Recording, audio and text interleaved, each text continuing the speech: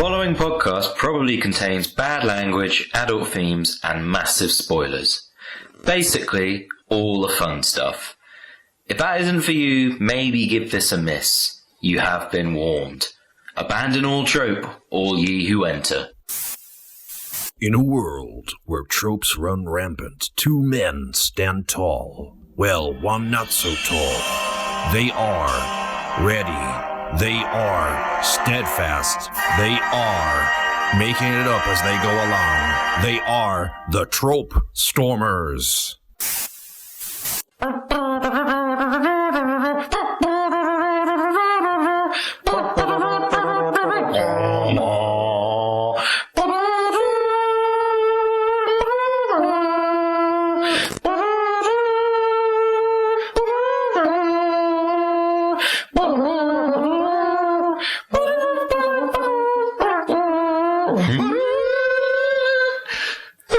Where does the vocal come in? There? Gonna fly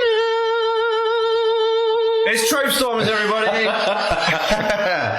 We're back, and we're in fighting fettle. We are Chris. fighting fit, ready to go toe to toe. 15 rounds of fun right here. Yeah, for possibly the greatest sports movie of all time, if not the greatest boxing movie of all time. A boxing movie, a sports film that was the first to win an Academy Award as Best Movie. So it's a groundbreaker. Wow. Pioneer. Really put the leading man on the map.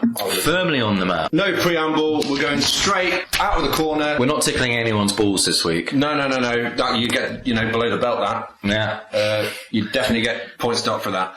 Yeah, we're talking boxing, we're talking movies. As always, you're back with the Trope Stormers. Yep. We are the titular Trope Stormers. That's us. We're here to talk to you Just a couple of pair of tits. about tropes in the world of TV, film, and even video games sometimes. Of course, we're talking this week, Not Raging Bull. not Raging Bull, the sort of Diet Coke of that, Careful. I guess. Careful. Yeah, it's a quite serious, heavy film, though, isn't it, Jake LaMotta? He was wrong in that guy. Yeah, but I mean, this still bagged 3 Oscars and got 9 nominations. This isn't exactly like bantamweight. This is heavyweight shit. We're talking Rocky, we're talking Stallone. The 1976 classic, yes. Why are we here, Chris?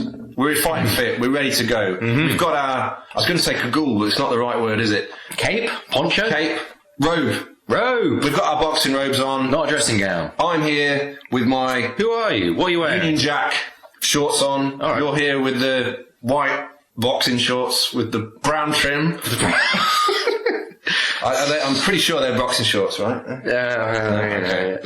Okay, short notice, okay? Props department malfunctioned. But why are we here? Why are we here? Why are we dressed like this? Why are we here? We are here, my good friend, to pass ill-informed judgment on the film Rocky using our patented and wholly unscientific scoring system. We will decide whether this, Rocky, is utopian or dystropian. That is why we are here. So we've had one of each so far. We have the leaderboard so far. JP, Jurassic Park, is way out in front with a 4-2 victory. No, that's not right. What was the score in that one? Let's not get bogged down into it. We've got a utopian effort. We do for Jurassic Park, and we have a dystopian effort for Point Break, which was an extra time bobbled in off pushing a sort of a decision. So what does all this mean? We're talking this scoring system. How does it work? Well, so we are going to discuss 4 tropes of our choosing, 2 apiece, and we will make a case for that trope, explain its background and its references to other source material, and then we'll bring it all back in and vote on our subjective views of it. And it's a points decision. So best of 4, basically. Yeah, I think we had a tiebreaker kind of situation last week. We had to go to extra time last week, yeah. Because at Point Break, we actually enjoyed that film. I mean, I feel like we were hating on Keanu. When I listened to that back, it made it sound like a Keanu hate foundation, and I'm anything but. I watched John Wick yesterday for the first time. I was moved. Well, shall we just briefly tell our dear listeners what tropes are? Yes. In case for the uninformed who maybe missed our premiere 2 episodes. So, Urban Dictionary. What are these tropes of which we speak? Well, they define it as an often overused plot device, and not all tropes are bad, it's how they are utilised. So, if we are to use an example of a trope, tell me a bit about dragons. Unleash the Dragon. Non-Cisco related, as much as I'd love to burst out into that song. That thong song. A dragon. We're talking not the big bad of the piece. Not Muhammad I'm fucking hard Ali. Not the top villain. Not We're the main talking- event. Not the boss. Yeah, we're talking the lead henchman. The guy who is sent off to deal with the protagonist and often send him to The demi-boss. the demi-boss, the sub-boss, the Yeah. mid-level boss. You any way you want to look at it. He's like the sub-team leader in The Apprentice. Yeah, assistant to the Regional manager. Yeah, he's Goro to Shang Tsung in the Mortal Kombat franchise. Yeah, so the example we looked at recently was Vader and the Emperor. Yeah? Yes. Vader is the Emperor's dragon. Yeah, he protects him. He does his bidding. Like his attack dog. He's a tack dog. Like he's in like an East End wide boy who's got like a monster British bulldog. Basically, yeah, in black armour and respirators and so yeah. Nasty laryngitis. That is what we're talking about. So a dragon is a classic example of a trope in action, and we've given you several. We've given you a smorgasbord of examples. There. We haven't actually introduced who we are. Who are you in your corner, in your fancy pants? I am Jim. I'm here with my co-host and seemingly opponent in the other corner, it would seem. It's a very antagonistic. Which one of us is the dragon? I'll fight you for it. I don't know. How many Cisco lyrics do you know? Probably more than you. Yeah, I think you're probably the dragon. Sick. But Shit, that makes you the Emperor. Yeah, I'm Vader. Fuck. Mind you, I'm just sat in like a saggy little scrotum man in a robe. Yeah, you are quite penisy. Shriveled old man penis. So, you got the cooler. It's true. I've got the sick branding. That was an interesting introduction. I'm Chris Jeeves, by the way. I am your dragon for the evening in the white shorts, I believe, soiled with brown, as I was introduced. Yeah, last minute memo. I'm the attack dog. And I am He's the Emperor. your grandmaster of trope. I am Jim Carlberg. Today we are combatants in the arena, the ring of trope. So we're about to go 15 rounds with Rocky. Yeah. Trope or dope or on the tropes, what will it be? How about some trivia waffle? Yeah, talk us through Rocky, Chris. Give you a little tasty introduction. So this film, 1976, 3 Oscars won. Those included Best Film, Best Director for John G. Avildsen, and Best Film Editing. And it also racked up 6 nominations. You got your Best Actor, Best Actress, Best Supporting Actor, Best Screenplay, Best Sound, and Best Original Score. I think we've done the original score justice already in this podcast. Yeah, that was off Spotify. That was a recording. Yeah, we just played that back. Yeah. Like for like. Don't know why you said that. I don't know. Yes, so I'm going to hit you some factoids. Go for it. Sylvester Stallone, the lead man, had $106 in his bank and was trying to sell his dog to try and fund I don't know how much he expected to get for the dog. The same dog is the dog that features in the film, called Butkus. Don't know if that's the actual dog's name or not. But obviously things were tight and he thought he could, bring the dog into the fray. He owed him one, really. Like, trying to sell him. I know, right? You've got to give something back after all this. I'm trying to flog the dog and then just be like, do you want to be in my movie? Put that behind us, The whole, trying to sell you thing. Yeah, it's pretty awkward. The 2 producers of the film, Winkler and Chartoff, they purchased the film off Sylvester Stallone, or the rights to it, and originally this was envisioned by United Artists, the studio who were going to make it, as a $2 million budget flick. And they were looking at... That's peanuts these days. Yeah, but back then, man... well, I don't know, that might not have been that much back then, but they were lining up the likes of Robert Redford, Ryan O'Neal, I don't know who that is, Burt Reynolds, I know who he is. The late great. Really? Yeah, Burt Reynolds, yeah, he's gone. He's gone. Yeah, not forgotten, of course. Smokey.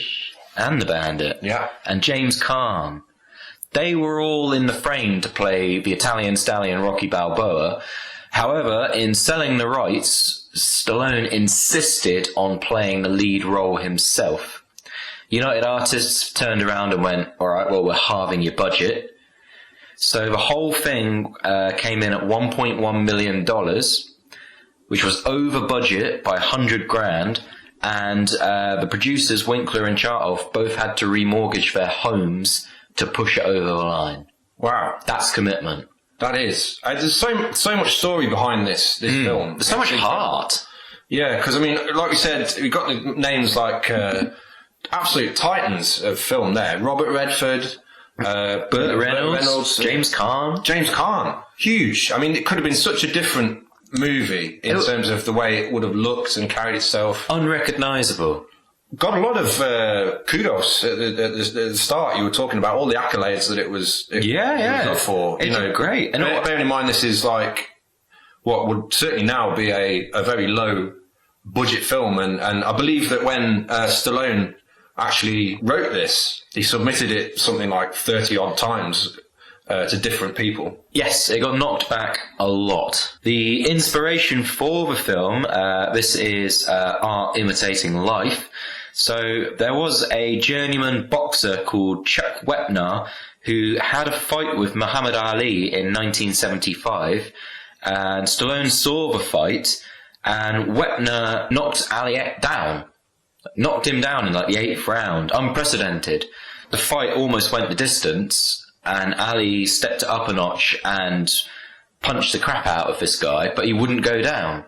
And that apparently formed the basis, the inspiration for the Rocky film. And that in essence is, so if we talk plot and we talk cast, what are we looking at here? It's basically imitating that, isn't it? It is, yes. We've mentioned Sylvester Stallone. We also have Talia Shire, who was in the Godfather movies. You have Carl Weathers of Predator fame. Dylan, you son of a bitch. He couldn't see me.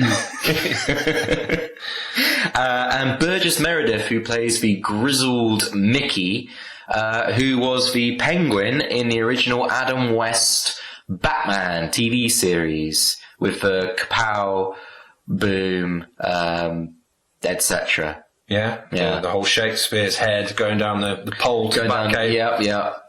Yeah. So I mean, wow, what a, that is quite a cast, and what a varied cast as well, in terms of the stuff that they've done. Well, yeah, apparently Burgess Meredith, who played Mickey, got the part because everyone else testing for it refused to audition with Stallone because he was a nobody.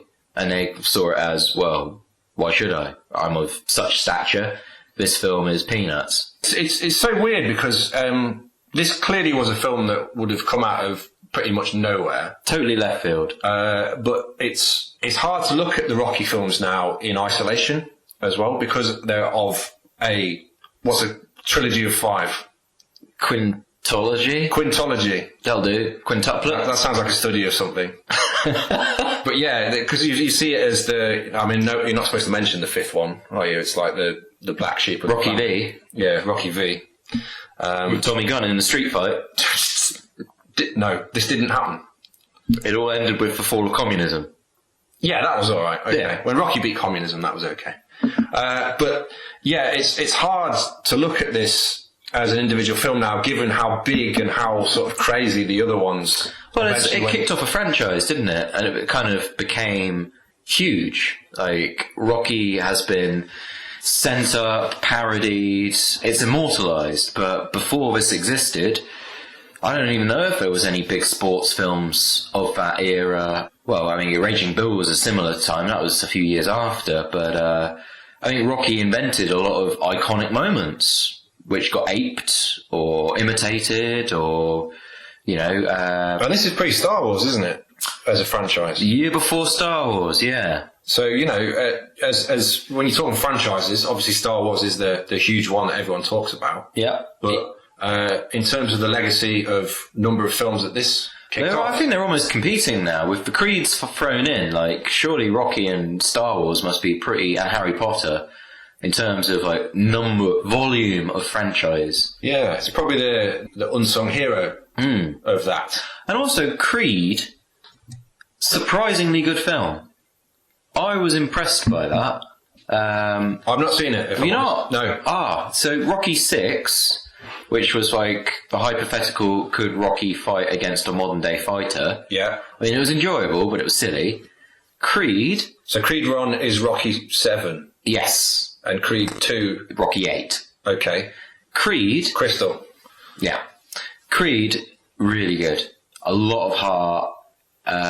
Works within the lineage of the story. I recommend. I recommend. I think go and watch. Definitely. Okay. Yeah. Okay. Bit of homework there for... Yeah. When you get a moment, give it a watch. Yeah, you won't be disappointed. It's a lot of heart in that film. Yeah. Bit of homework for you there as well, listener. Are we giving our listeners a name? What, the podcasts? Yeah, they're the podcasts at the minute, but that's quite general. That's quite generic. So they'd be like, what does Lady Gaga have? Like Little Monsters? She has Little Monsters, Trope. No Tropers? No Tropers. That's a bit negative. So it is. Maybe if, we'll call you podcasts for now. I think that's a good working title. Sorry, Adam Buxton. Yeah. All right, we'll have to clear that. Clear that with him first, and then might have to change it anyway. But yeah, let us know if you want to be called any particular name. As a homogenous mass. Trope and Glories. The Trope and Glories, there's a start for 10. Let us know. Well, it was the first time I listened to the Trope Stormers podcast, and I knew right there and then I had to listen to it some more. Y'all listening to Trope Stormers. We've got Talking Franchise, we've got Talking Creed, but obviously we're talking about this film in isolation. Mm-hmm. And we've also got to talk about it in terms of the tropes. So you watched this a couple of nights ago. I did, back again. I watched it last night. This is fresh. Like we say, it's quite an interesting film because of where it's come from. It feels quite a real low-key for a lot of the time because it's focused on Rocky's life and the surroundings in Philadelphia. I mean, it's almost like an advert for Philadelphia. Really sort of a lot of scenage, but... Other cream cheeses are available. But they didn't actually have the right to shoot a lot of this movie. A lot of it was done guerrilla style in the streets, no permits, done at funny hours so that they wouldn't get in trouble. The scene where he's running down the street and a guy chucks him an orange, totally improvised, that just happened. And when he's doing his little running through the streets bit, if you actually pay attention to the crowd and the people in the street, they have no idea what's going on. They're not aware that a movie's being... It's not like a set with a dolly and lots of people. It's pretty much just Stallone, probably a guy with a sound boom and a camera running down the street. It's quite a clever style of filmmaking if it's deliberate, because I know Woody Allen used to do this quite a lot. He used to just tell people at what points to get at in a conversation, and then they have to fill in the gaps. So the conversation would feel very natural. It's not quite as complex as that, but the idea that you just, you throw somebody into a situation, they've got a certain point to get to, and then they react to whatever. That's like the Before Sunset trilogy by Richard Linklater. That's very much a similar unscripted narratives set and shot, very much impromptu. As a film, it's got quite a visceral sort of natural feel to it, It just feels like we're experiencing a very real period of life for this guy. It's eponymous, it's called Rocky, the film, so he's the central character. Obviously, we've got to start talking about tropes pretty soon. So, talk us through Rocky, your first trope, and basically the way this sets off the entire the film, really, doesn't it? So, for my first one, I'm going for your classic underdog story arc. So, Rocky is cast as the major underdog. I don't know what his odds are in this, but they're not good. Apollo Creed is a world champion, boxer of the world. He's coming up against a guy who's pretty much been painted as a bum. Rocky, you're a bum. You're a bum rock. Not bum rock. Bum rock. You get cream for that, but... But it's, up to this point, he's had his locker emptied out, his stuff put on Skid Row. He barely won his last fight on a points decision against Spider Rico. He's pretty washed up. He's working for a loan shark. He's breaking thumbs for a loan shark. He's not even doing that well. His heart's not in it. He's pretty much just bullying and wearing down a girl working in a pet shop who happens to be his best mate's sister. there's not a lot going on for Rocky. You know, his prospects are pretty bleak. Yeah. And then he gets thrown a bone by the heavyweight champion of the world to fight him for the heavyweight title. Who is the... I don't know if this might be his real name, Apollo Creed. That's quite... I mean, that's his character. It's quite flamboyant. Matches his on-screen persona. So yeah, I mean, yeah, he plays a great part, right? He's clearly draws inspiration from Muhammad Ali. The Ali, definitely story. You get a lot of great visuals with that, with the US regalia and robes that he has. Yep. The Stars and Stripes top hat. Yep. I think he's dressed as George Washington at one point. Throwing money into the crowd. Yep. Yeah. So you've got this. It kind of takes the flamboyance of Muhammad Ali and then dials it up to. I mean, it's almost like Eubank levels of flamboyance. Wow. Okay. Yeah. Yeah. But I'm going to take you right back now. This, as a trope, you could sort of take it all the way back to an Aesop's fable. So I'm talking about the tortoise and the hare. You're going classic on us. I'm going classic, man. I'm educating. I'm preaching. I'm on the pulpit. It's happening. So you could look at this as, it's your underdog story. You have got the cocky hare, who I think has a kip under a tree or something, and you got the plodding tortoise who's like slow and steady wins the race. That's the kind of moral of it all. And that's kind of played out in this film through the main protagonists. Wow, okay. That is taking it back. I can see the logic in that, though. Yeah. Other famous examples I've got for you. The Karate Kid. Cool Runnings. Was there ever a greater underdog story than a Jamaican bobsled team? No. Again, grounded in truth as well.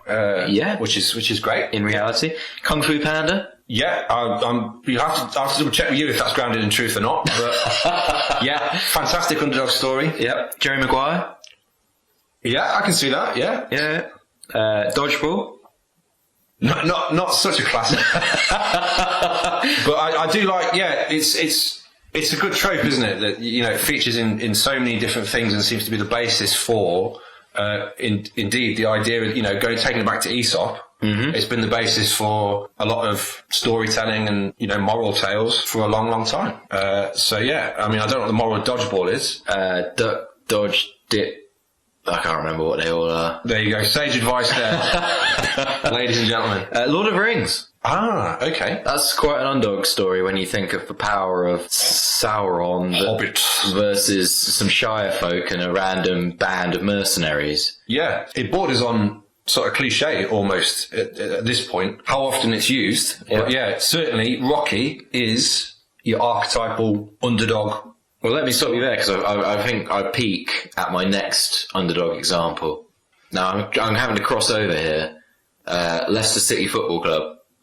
Wow. For winning the Premier League. Okay. That, I think, in sport is maybe the most pinnacle underdog achievement. There's talk of this becoming a film. It should be. Who played Jamie Vardy? Having a party. Oh, I don't know. Who's got a really... Who looks like they've stolen your telly? Yeah, well, you could... Or sharpen knives on their face. Willem Dafoe? He got a mention last week. He did. I don't know if he's streamlined enough, though. No. So yeah, it is your underdog story. However, where a lot of underdog stories can end on a very positive note, Rocky is, for me, it's grounded by the fact that he just wants to go the distance. He's not looking to even beat Apollo Creed. He just wants to do what no one else has done and go the distance. That, for him, is a victory. And the way that it's shot at the end and the way the fight pans out, you think, oh, he could have it here. Because he does knock him down. And it gets very, they're both basically slugging. And holding and, holdering and, you don't know which way it's really going to go. And then when the bell goes, it's a points decision. But Rocky don't care. He's achieved what he set out to achieve, exceeded it, because he's fought with heart, but lost. But that's kind of immaterial in the sort of narrative of the story. It doesn't matter. The rags to riches and hero to zero, yes. Zero to hero, element of it. But it's not cliche. It's not your cliched. Yeah. He doesn't just become heavyweight title of the world and that's it. Film ends. Franchise doesn't go any further. Yeah. So we'll have to take that into account.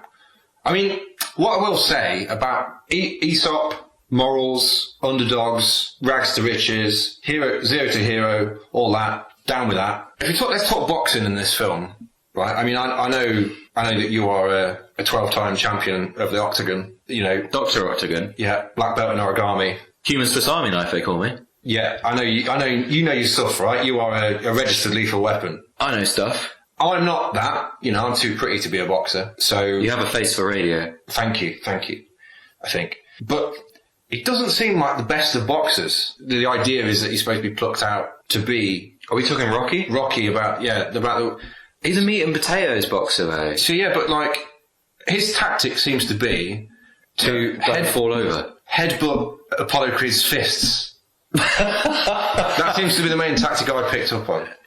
I mean, it's just about taking the blows, but he exacts. It's like a Homer Frederick Tatum.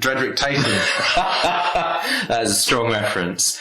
But no, he gets towards the end of a fight. Creed's protecting his ribs, and Rocky's trying to like pummel in his ribs. Okay. So I think you're doing Rock a disservice there. I'm on terms with him where I can call him Rock, and he knocks him down with a sweet left hook.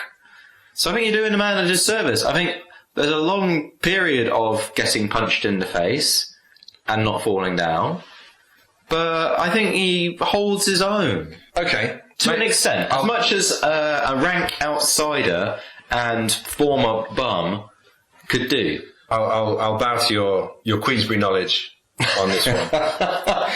You know, I compare it to stuff like we mentioned Raging Bull earlier and things like that, where the boxing is super realistic, more choreographed. I get the impression that as the Rocky films go on, the extent to which he can just withstand punishment gets more outlandish, really, as it goes. But Are you kidding me? Rocky 3, he basically reinvents himself as Apollo Creed. Well, I mean, obviously in the next movie, he then becomes the champ, doesn't he? And it's like so. They get quite a departure from this film, but I don't know. I put a message out on our Facebook page about which is the better. Yeah, I saw that Rocky movie. And I think the people spoke. 1 or 2, and I think people stuck with Rocky 1 just because. And it's great. It does have a grounded story, and the ending, as you've described it, is a satisfying one in the sense that it's not. It's the right ending. It's the right ending to have, and of course, there's a love story element to all this as well, isn't there? There's Rocky's background and his life, because you say he's not the sharpest tool, like we've talked about before. He's not the brightest colour in the box. Talia Shire. Yeah, so apparently she wore a lot of her own garments because she wanted to look dowdy. I'm not saying that she was a dowdy dressed woman, but apparently she dowdied it up further because she thought, she didn't want to come across being too attractive or whatever. She wanted to play the part of the very shy store clerk working in a pet shop. I found the whole Rocky pursuit and courtship of Adrian somewhat wrong. His pursuit was relentless. He visited her twice a day in the shop, cracked terrible jokes. He was basically stalking her. Bought 2 turtles. Not 2 turtles and a fish, I believe. He was like relentless. It's almost like there was no other women in Philadelphia, eligible women. So he was basically hitting on his best mate's sister. Okay, and his best mate is Paulie. Yeah, Paulie, the resident drunk. Yeah, he's kind of the jerk-ass type character, isn't he? Yeah, he doesn't come off very well. I mean, at first he protests. So regarding Adrian in Rocky's initial courtship attempts, she's not normal. I'm tired of you being a loser. I don't see the attraction with my sister. Then when it all sort of swings back around, he changes his tune and he straight up asks Rocky, "You balling her? You screwing my sister?" Rocky's response to this is, "We fill gaps together." I don't think that's meant to be a sexual thing, but yeah. I mean, he's not a poet, is he? I mean, a lot of Rocky's speech is like, "Yo, hey, oh." A lot of that through it. So, yo, you can basically pick any 3 sort of sequences together and just go. You can Adrian, yo, oh, "Oh, Adrian," and you could have like a soundboard. Yo, Adrian. Paulie.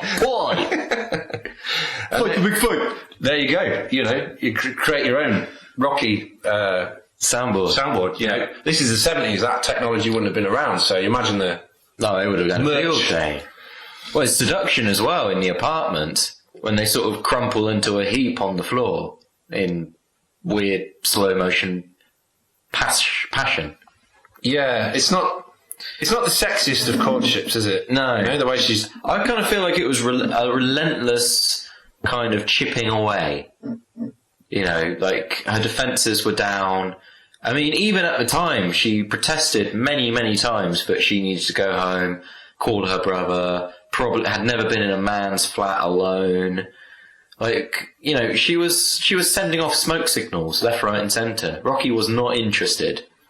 He had eyes on the prize. Well, you know, that is the mindset of the boxer, I guess. You know, whether that be... I was really worried you were just going to go, that was the 70s, like it was okay. It's not okay, but, you know, when your main MO is to punch people in the face till they fall over. You know, nuance ain't going to be your thing, is it? True, yes. The subtleties of wooing a strumpet. Somewhat lost upon our... Dear Rock. Yes. Okay, cool. So, Trope 1, got something about the underdog. His background, he's kind of like not a hopeless character. He's got a heart of gold. He's a bit down and out, isn't he? He's down on his luck. He's a bit of a bum. Just needs to be cut a break. Needs a break. Cut the guy some slack. And then he is cut a break by Apollo Creed, who Carl Weathers' character, who basically it plucks him out of a book of boxers. Purely by his name. Does this book exist? The Book of Boxers. The Book of Boxers. How regularly is it updated? Is it like Guinness Book of Records? Like you just get it every year and like pour over all of the different boxers. And is it just a list of names? Is it like the Yellow Pages where you like boxers take out adverts?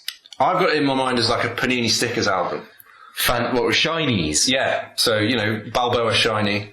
Nice. What would you do for the team shot? Where you had to like multiple stickers? Would it be them and their trainers? Like a group pick with the trainers, maybe? Mickey? Yeah. We'll come on to Mickey very soon. So Apollo Creed plucks him out of obscurity. And then, of course, related to the next trope, we have what you dubbed earlier, the Mr. Miyagi. Yes, in our previous conversation. Yeah, so we mentioned the Karate Kid. We mentioned John G. Avildsen directed the Karate Kid. He did. He directed this and some of the other Rocky films. Yeah. So you know, there's crossover in a lot of the tropes and a lot of the story beats that happen with that. That's an underdog story, isn't it? It is. Yeah. I kind of feel like John just kind of is the Karate Kid. Was he bullied a lot as a child? I was going to say, is the Karate Kid Rocky for kids? Is this what he's done? He's taken Rocky and just made it for a younger audience in a different decade. I think he has. Yeah, I guess so. You know, he's from a similar background, isn't he, Daniel's son? Yeah, Daniel LaRusso. Which is now there's a Cobra Kai series on YouTube. I noticed. Really? Yeah. Wasn't it Jaden Smith in the remake? Yeah, it's terrible. Yeah, I'm not going to watch it. There's a scene where Jackie Chan just like full on beats up a park full of children. So that's probably worth watching. That's worth watching. You know, if you're a stressed teacher or anything out there, that's always a good cathartic watch. But the Miss Miyagi presence, and in this you have the much more snarky Mick. Yes. Yeah, as Rocky's trainer, mentor. Yep. Kind of like the Yoda of the piece. Yeah, and less cuddly. Yeah, and also probably less. More unhinged. Less constructive than Yoda. He's taken one too many shots to the head. Yeah, there's definitely a punch drunk sort of mode about old Mick. But Burgess Meredith, what an actor. He got nominated for Best Supporting Actor for his performance. Oh no, sorry, that was Burt Young, my bad. No, Burgess Meredith, I felt played it really, really well. Very believable. Because it'd be easy. He's quite a strange looking and sounding guy. It'd be quite easy to play this. Well, he could have gone Boosie on it, couldn't he? Yeah, God, you never go full Boosie. That's for sure. The Mr. Miyagi character, the mentor, he obviously comes out with some fantastic quotes. You've got the "You're going to eat lightning and crap thunder." That is classic. Women weaken legs. Yeah, not so great, that one. He's there he serves quite well as a kind of grounding presence to Rocky's situation, I think. You know? He's a manager. Yeah, that's a fantastic impression. It's not. That's probably right. Maybe I found my thing doing Mickey impressions. Yeah, I was a little bit saddened that I thought this film contained the chicken chasing and catching element in the training. It did not.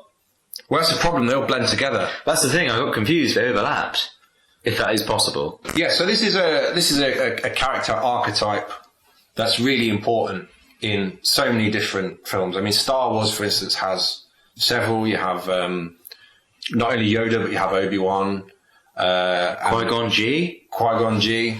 Yeah, he's a bit too cool for school for me. He just played a bit too cool, the mentor role. But then I guess we talked about Lord of the Rings earlier. You have Gandalf and bringing the hobbits out of their shells a little bit. So you seem to have this tends to be a more aged character. I mean, Yoda's about 500 years old or something ridiculous. I don't think Burgess Meredith quite was supposed to be that age. I mean, he looked pretty rough. He's pretty grizzled, I'm not going to lie. Yeah. But he's mainly responsible for whipping Rack into shape. He's mentoring him. And getting him to a place where he can at least have a chance of not... survive a round or two. He might not die in the ring. Yeah.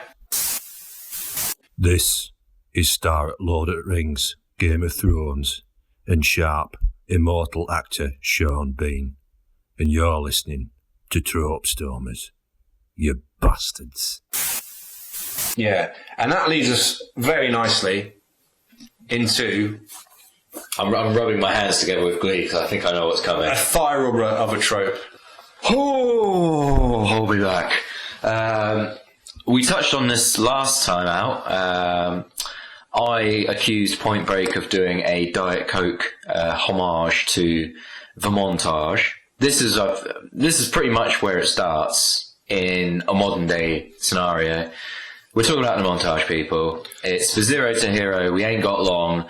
Let's put on a pounding, possibly air metal soundtrack, and let's go for it.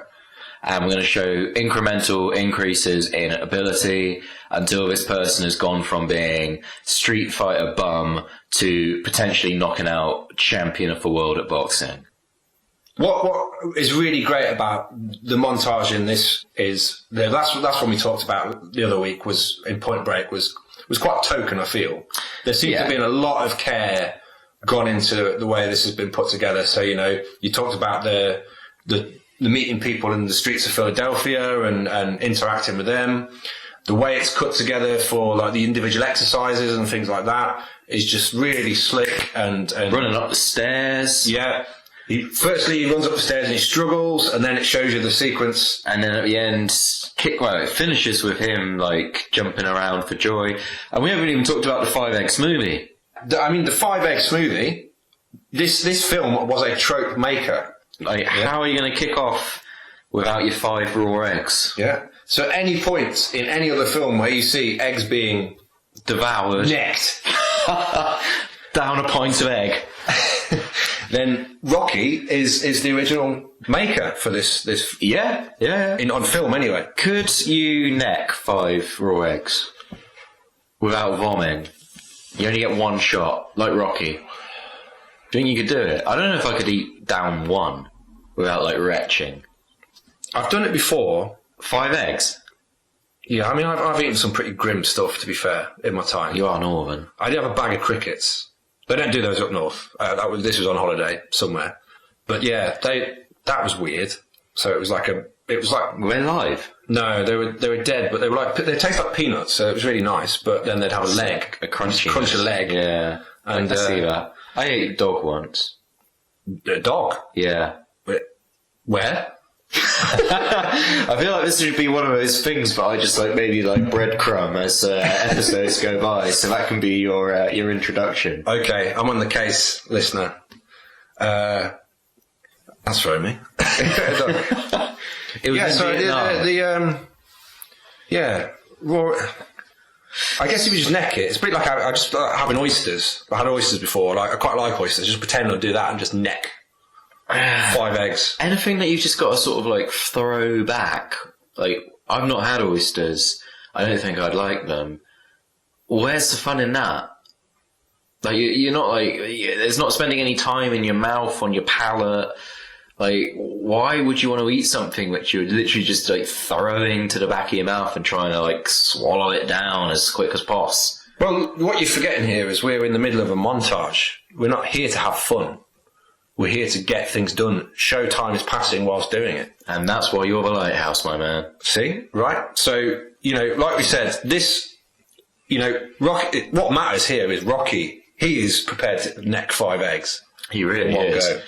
What I really like about that scene is that we actually just have to sit there and watch him crack 5 eggs. It's very repetitive, but it almost builds this kind of is he... Okay, yeah, he's going to drink that. Great. But the montage, to place it in context, Citizen Kane, film I watched today actually, has a bit of a montage go on in that, 1941, so Rocky might not have put it on the map originally. Just saying. Some other good examples. We've mentioned the Karate Kid already. Yeah. That almost has, I think, a shot-for-shot remake of Rocky as a training montage. Whiplash. Have you seen that? Rocky with drums, yeah? Rocky with drums, yep, good. Team America, Rocky with puppets. Yeah. Yep. Pretty Woman, Rocky's a woman. Rocky with prostitutes. And Scarface, Rocky with a huge mountain of Chang. That in itself contains, it's called the Push It to the Limit sequence. Go YouTube this, watch it. I couldn't believe... I've seen Scarface and I think I had deleted this scene from my memory. It is phenomenal. That's a great film, but that is a weird scene because nearly everything plays out in real time as well. Yeah. Unlike the real tight Rocky montage... so I think that's Rocky really kind of nails it, and that's why it got pastiched in Team America and things like that. Yeah, well, it was parodied so much. Yeah, but yeah, go check out the Scarface one. It's got a tiger. It's got wedding. So search for Scarface Push It to the Limit sequence. Well, yeah, it ends with a tiger. I mean, it's obscene. I can't believe Brian De Palma put this into a film. And a hairdo, which can only be described as a cross between... I stuck my finger in an electrical socket. Brian May, electrical socket, and Bob Ross. That's not a pretty picture that you've just painted. So yeah, just... And some suits that look like they were the inspiration for Liverpool's 1996 FA Cup final. So yeah, you're fully prepped for that now. So that's... You're welcome, but you have been warned. Cool, so that's Trope 2. Where are we at? Trope 3. Over to you, my man. The next one is the idea, and you covered it a little bit already, is the idea of the moral. We've mentioned Aesop already, and we mentioned the ending that we get to. Obviously, we get the fight where he goes the distance, which is kind of the principal theme of the movie, is the idea that can this guy do this? This guy who is basically a nobody, breaks people's thumbs for a living. But obviously, for a few bob on the side. But obviously doesn't want to do that because he's got a heart of gold. The idea of everyone being the real winner in the end, Apollo Creed, he's been humbled as a fighter. He's quite cocksure. I think if anything, he has lost the most in this film. He has fallen from grace somewhat. Yeah, but he gets put on his arse, doesn't he? He gets put on his arse, gets made to fight 15 rounds. He's never done that before. Adrian, as a character as well, has come out of a shell a little bit, albeit for a slightly bizarre... She's blossomed. ...courtship. But, at the end, she's there at Rocky's side. Yep. You get that classic... Yo, Adrian! Yo, Adrian! Can I interject there? Got a little trivia for you, side nugget. That's not the original ending. That was a new ending that they drafted in. the original ending didn't test well with audiences. So the original ending was Rocky and Adrian walking up the tunnel, which was then used as the photo image and silhouette for the posters that advertised the film. Didn't test well, so they changed it to her running in the ring and them embracing. Carry on. Yeah, so, I mean, yeah, he's there with his face looking like... pummeled to shit. A punch breakfast. Yeah, I mean... it's a dog's dinner on a face. Yeah, punch lasagna, let's go with that. Punch lasagna, I'll take it. Everybody has... it's kind of been a culmination of everybody being the winner in that scenario, even though, you know, it's been subverted, the idea that this guy was supposed to have just been absolutely pasted. And even though he hasn't actually won, he's gone the distance, he's put in the yards, he's done his montage, he's necked his 5 eggs. As we said earlier, it's kind of the right ending. Yeah, I know you said it didn't test well with the actual scene itself in the way that goes, but in terms of the character, the story arc, where he comes from and where he gets to, it is just a great story. Yeah, isn't it? Well, you couldn't have him winning. That would have been like too much. You couldn't have him getting like destroyed. That would have been disheartening. It kind of like balanced. He didn't win, but he achieved all of his goals, went the distance, and was a hero. Was like the pride of Philadelphia. So I suppose we're kind of coming to a conclusion in the sense we've got our 4 tropes. Tropes are down. So, you know, we've got our underdog, rags to riches, zero to hero story. Yep. We've got the mentor, Mr. Miyagi. Yep.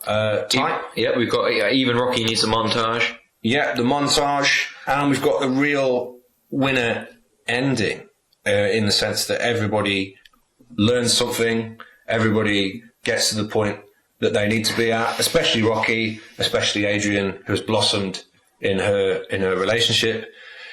How are we going to score this? I don't know, because that last bit, the way you described it there sounded like one of the endings of Wayne's World. The one with the fishy ending, where it's like, didn't we all end up better people? Fishy!